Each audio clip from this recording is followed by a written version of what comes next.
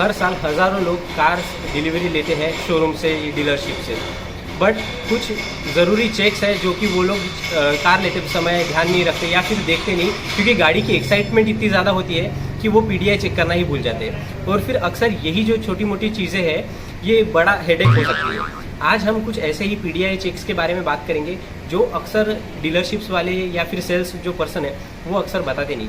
अगर आपको लग रहा है कि आप पीडीआई बहुत अच्छी तरीके से जानते हैं तो आप एक बार ये वीडियो देख लीजिएगा। नमस्कार दोस्तों, मेरा नाम है नवीन, स्वागत है आपका नवीन कारोबार में। गाड़ियाँ अक्सर शोरूम्स में या स्टॉक यार्ड्स में बहुत ज़्यादा लंबी देर तक खड़ी रहती है। वैसे आजकल तो ये उतना कारीगर नहीं होगा, क्योंकि आजकल वेटिंग पीरियड का जो ट्रेंड है वो सभी शोरूम्स में चल रहा है।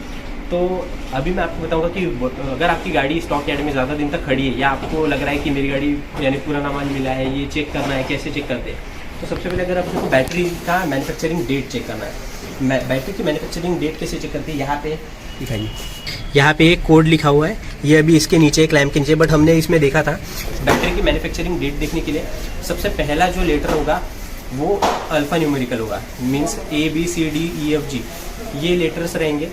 ये ए से लेकर एल तक रहेगा, यानी ये हमारे हो गए 12 महीने का, ठीक है। और उसके बाद में सपोज अगर लिखे है A23 तो ये जनवरी, ए यानी जनवरी और 23 यानी 2023 की मैन्युफैक्चरिंग। तो ऐसा ही अल्फा न्यूमेरिकल कोड में आप बैटरी में आपको 2 कोड दिखेंगे, उसी से आप जज कर सकते हैं। ए से लेकर एल तक रहता है, ए से एल तक यानी ये पूरे अपने 12 महीने हो गए, और उसके बाद जो भी 23-24 लगेगा वो आपका ईयर हो गया। दूसरा आपको देखना है कि जो टायर का मैन्युफैक्चरिंग डेट है उस हिसाब भी आप जज कर सकते हैं कि अपनी गाड़ी कितनी पुरानी है, या फिर अपने को जो टायर का स्लॉट है वो कितना पुराना मिला है। इसमें आप मेरी पुरानी वीडियोस में भी जाकर देख सकते हैं, जिसमें मैंने टायर के बारे में पूरी जानकारी दी थी कि कैसे उस डॉट को पढ़ना है। यहाँ पे भी आपको दिख जाएगा, देखो ये हमेशा डॉट के बाद ही नंबर रहेगा। ये 38 है, यानी ये 38वां हफ्ते, ये हफ्ता बताएगा और ये साल बताएगा, ठीक है। अक्सर हम गाड़ी की पीडीआई करते वक्त बाहर से गाड़ी देख लेते हैं, अंदर से भी बैठ के पूरी गाड़ी को देख लेते हैं, बट इससे भी ज़्यादा इम्पोर्टेंट है अंडर बॉडी देखना, क्योंकि गाड़ी अक्सर ग्राउंड्स में या फिर स्टॉक यार्ड में कहीं जहाँ पे सीमेंट के वगैरह रास्ते नहीं बन के रहते वहाँ पे खड़ी रहती है। तो वो समय क्या हो सकता है कि सीलन की वजह से गाड़ी में नीचे से रस्टिंग होना चालू हो सकती है। ये तो ऐसा जनरली होता नहीं है, बट मैं आपको एक उदाहरण के तौर पर बता देता हूँ। चौथा पॉइंट है टूल किट और इमरजेंसी किट। अक्सर गाड़ियों में आपने को चेक करने को ना वो है स्पेयर व्हील्स है कि नहीं, जैक बराबर है कि नहीं, टूल किट में क्या क्या आपने को सामान मिल रहा है, उसके बाद फर्स्ट एड किट में क्या है, क्या उसकी मैन्युफैक्चरिंग डेट है, वो भी एक बार आप देख लीजिए। पाँचवा पॉइंट आता है भाई विंडो सील और रबर बीडिंग्स। विंडो जो डोर्स के बाद में जो लाइनिंग्स होती है ना रबर्स की, वो देखना बहुत ज़रूरी है। ये अक्सर क्या होता है, ये अगर डिफ़ॉल्ट हो गई है या फिर बराबर अपनी जगह पे प्लेस्ड नहीं है, ये भाई बहुत ज़्यादा इंपॉर्टेंट रोल प्ले करता है। किस चीज़ के लिए, इससे नॉइज़ कैंसिलेशन भी होता है और जो वाटर प्रूफिंग है, बारिश का वगैरह पानी है वो अपने गाड़ियों के अंदर नहीं आता। तो ये सील हमेशा डोर्स की भी हो, फ्रेम की हो, ये सब रबर लाइनिंग्स आप एक बार निकाल के एक बार चेक कर लीजिए कि बराबर वो उस समय जगह पे बराबर प्लेस्ड है कि नहीं। इसमें वो डोर्स की आती है, वो भी लाइनिंग आपको एक बार देख लेना चाहिए। 6th पॉइंट था भाई हमारा क्लाइमेट कंट्रोल, और जो AC के जो वेंट्स है वो हमेशा चेक कर लें, देख लिए बराबर अंदर में बैठ के कि AC की यूनिट्स बराबर काम कर रही है कि नहीं, हर वेंट से बराबर एयर फ्लो आ रहा है कि नहीं, डिफॉगर, हीटर, AC, कूलिंग, इसमें वगैरह हर चीज़ में 5-5 मिनट आप रख के देखिए कि बराबर डिफॉगर भी काम कर रहा है कि नहीं, फ्रंट रियर, आप इसमें अगर रियर है तो रियर भी आप एक बार चेक कर लीजिए, गाड़ी बराबर कूलिंग कर रही है कि नहीं, वो भी आप एक बार देख लीजिएगा। इसके बाद हमारा पॉइंट आता है भाई वार्निंग लाइट्स। डैशबोर्ड में, इंस्ट्रूमेंट क्लस्टर में हमेशा गाड़ी चालू करने के बाद देखिए कि वार्निंग लाइट्स सभी वार्निंग लाइट्स दिखने को ना।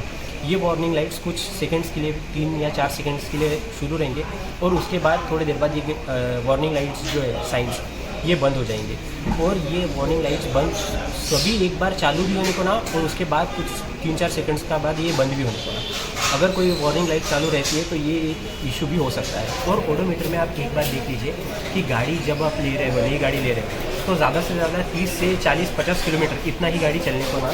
अगर उससे ज़्यादा चल रही है तो आप उनको पूछ सकते हैं सेल्समैन को कि क्यों इतने चली है। ये अक्सर इतना 40-50 किलोमीटर ये कैसा ट्रांसपोर्टेशन में, हैंडलिंग में इतना सब कुछ आ जाता है, किलोमीटर चल जाता है। अभी हमारी जैसी गाड़ी है यहाँ पे तो इन्होंने सिर्फ 8 किलोमीटर यहाँ पे चला है। मैं आपको आज एक राज बताता हूँ भाई, ये जो मीटर की जो रीडिंग है ना, इसको हम बिना छेड़े उस जितनी मीटर की रीडिंग है उतना ही रख के अपन गाड़ी को भी चला सकते हैं।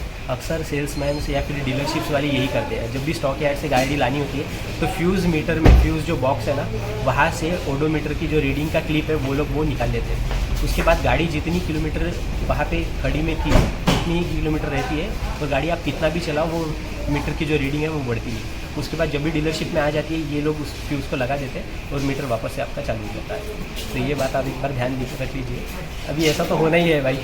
इसके बाद का जो पॉइंट आता है भाई, USB पोर्ट्स और चार्जिंग पोर्ट्स। ये सभी पोर्ट्स आप एक बार अपना फ़ोन जिस दिन PDI कर रहे हैं अपना घर से एक मोबाइल का चार्जर या केबल लेके जाइए, बढ़िया वहाँ पे थोड़ी देर बैठ के कनेक्ट कीजिए, चार्जिंग हो रही है या नहीं, फास्ट चार्जिंग है या नहीं, कितने वॉट की चार्जिंग है वहाँ पे लिख के है वो आप एक बार देख लीजिए। ये सब छोटे छोटे जो चीज़ें हैं वो आपको देख लेना चाहिए। अंदर में जो लाइट्स होती है, जो रूम लाइट्स होती है, रूफ लाइट्स होती है, ये आप एक बार देख लीजिए चालू बंद करके कि बराबर डोर खोलते हुए वो चालू हो रही नहीं हो रही। ऐसा ये सब बेसिक जो अंदर की चीज़ें, बूट लैम्प्स में वो भी वो लाइट होता है, तो बूट खोलने के बाद वो बराबर चालू हो रहा है कि नहीं, ये सब छोटी छोटी चीज़ें आपको ध्यान रखनी चाहिए। इसके बाद का जो पॉइंट है भाई, व्हील अलाइनमेंट को चेक करना। मैंने कई वीडियोज़ में मेरे एक दोस्त को देखा होगा जिसके पास किया सेल्टॉस थी, तो हमने जब हमारे दोस्त की जो गाड़ी की डिलीवरी ले रहे थे किया सेल्टॉस की, तो उसका PDI चेक करते हुए हमने देखा कि गाड़ी का जो अलाइनमेंट था वो मिस था। गाड़ी जब हम लोग टेस्ट ड्राइव के लिए लेके गए थे तो वो लेफ़्ट की ओर भाग रही थी, और ये उसने एक बार करेक्ट किया, दूसरी बार करेक्ट किया, फिर तीसरी बार जाके वो करेक्शन हुआ। और उसमें क्या था कि जो व्हील का जो हवा थी उसको भी हमने कम ज़्यादा करके देखा, उससे भी कुछ नहीं हुआ, बट आखिर में वो अलाइनमेंट का ही थोड़ा सा कैस्टर एंगल उनका सेट नहीं था, उसके वजह से वो दिक्कत आ गई थी। तो आप भी जब भी अपनी गाड़ी ले तो एक बार टेस्ट ड्राइव कर ले कि भाई बराबर अलाइनमेंट बराबर है कि नहीं। इस पॉइंट में मैं आपको बताऊंगा कि गाड़ी की डेंटिंग पेंटिंग्स को कैसे चेक करना है। अभी हमारे पास तो कोई भाई पेंट गेज नहीं है जिससे हम गाड़ी की जो पेंट की थिकनेस है उसको हम नाप सकें, बट आप जब भी गाड़ी ले रहे हो तो किसी ब्राइट दिन के टाइम ही गाड़ी की डिलीवरी ले इंस्पेक्ट भी कर रहे हो तो दिन के टाइम ही की करें, क्योंकि अगर डार्क कलर है आपकी गाड़ी का तो उसमें स्वर्ल मार्क्स या फिर स्क्रैचेस बरोबर दिख जाएंगे अगर डे लाइट में आप खड़े हो तो। बढ़िया किसी ग्राउंड पे या फिर स्टॉक यार्ड में अगर गाड़ी खड़ी है तो वहाँ पे जाके आप चेक कर ले। उनको एक बार कह दीजिए फ़ोन करके एक दिन पहले कि गाड़ी एक बार धोने से पहले मुझे एक बार कॉल कर दे, ताकि मैं एक बार ऊपर से बिना गाड़ी नहीं धो के उनकी तभी मैं उसको एक बार देख लूँगा, इंस्पेक्ट कर लूँगा। मेरी तसल्ली के बाद ही आप गाड़ी को उसको हैंड ओवर करें और आगे की फर्दर प्रोसेस के लिए आप उसको कह सकते हैं। ऐसे ही और अमेजिंग कार रिलेटेड इन्फॉर्मेशन के लिए आप मेरे चैनल को सब्सक्राइब कर सकते हैं। अगली वीडियो तक के लिए ड्राइव सेफ, स्टे ऑसम। धन्यवाद।